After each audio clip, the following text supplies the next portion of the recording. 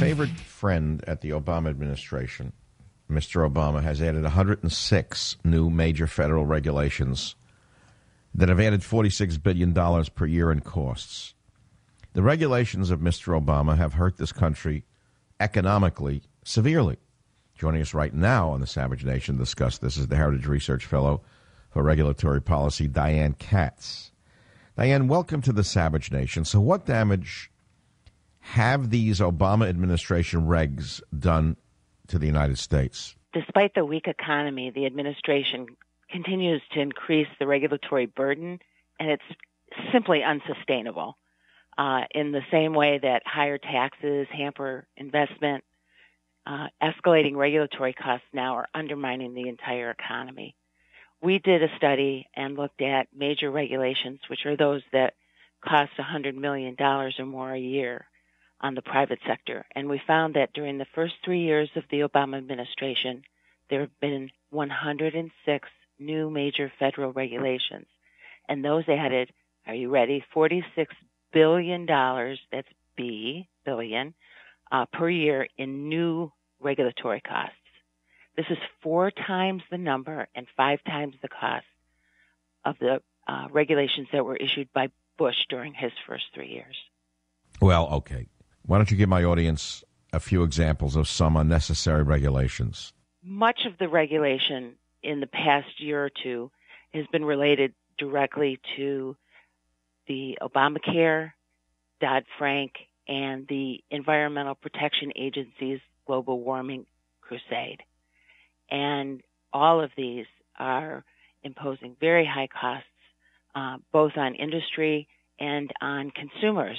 And consequently, what we're seeing is a lack of job creation because employers are having to divert investment dollars to complying with regulatory demands. So the most expensive regulation last year was by EPA, and EPA issued a total of 5 major regulations that cost more than $4 billion annually. The group that were the most costly imposed stricter limits on boilers and incinerators that are used in industry and in commercial applications. And those alone cost $2.6 billion annually for compliance, and then another about $6 billion just to implement the hardware that's going to be required. And then we have, out of the Department of Energy, an unending series of conservation standards for every conceivable appliance. They've even gone and created energy standards for appliances when they're off. So last year we have conservation standards for refrigerators and freezers, and those will cost about $1.4 billion annually. What was the most surprising regulation that you found in this research? I'm not surprised by regulation, even when it's crazy, because Congress has, for quite a while, deferred much of its authority to regulatory agencies. And regulatory agencies are, sort of living organisms, and they have every incentive to expand their authority and to increase their power. And the way that this is sort of made tangible is through regulation. And so, the kinds of vague statutes that Congress writes and the kind of broad authority that they delegate to agencies inevitably ends up creating a regulatory tsunami, and that's what we've seen for the last, couple decades, actually. And you can't just blame this administration or the White House. Or one party. They're all in it, and there's no real blameless, parties here. Where are most of these regulations coming from? Is it in the EPA? No, EPA is a big player, that's for sure. But the Department of Energy is very active in regulations, and now we have all of these financial bodies out there, financial regulatory bodies, the SEC, for example, who have so many regulations to write that they can't keep up with them. In other words, I think there have been something like 164 missed regulatory deadlines under Dodd-Frank because, the statute created so many rules and such complexity that the regulators themselves simply can't keep up. There's very few agencies that I can think of that are not over-regulating. So what has to be done to help control this red tape? There are a number of steps that we think that can help. Number one would be to create an independent office of regulation within Congress that would be able to provide Congress with independent evaluation of the costs and benefits. Because right now we have a situation where the agencies themselves are calculating the costs and the benefits. And inevitably, the costs are understated and the benefits are overstated.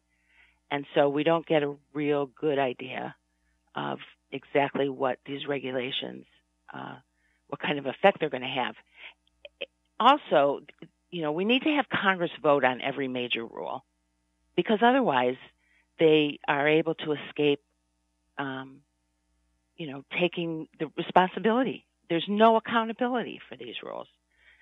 So we would like to see that Congress be required to vote on every major rule. I think there should be deadlines set in every major regulation so that there's an opportunity at look back. Some of these regulations were promulgated decades ago, and they stay on the books, and there's never been any real evaluation of whether they're effective and at what cost. And then also I think, there needs to be demand on the part of citizens because there isn't just cost involved here, although cost is a big part of it. But there can be regulations that do show more benefit than cost. But what isn't evaluated is the loss of liberty inherent in regulations that represent, an expansion of government power. And so we need to have citizens. You can have all these systemic fixes, but if you don't have citizens demanding that this government stop regulating every element of their lives, we're not going to get anywhere.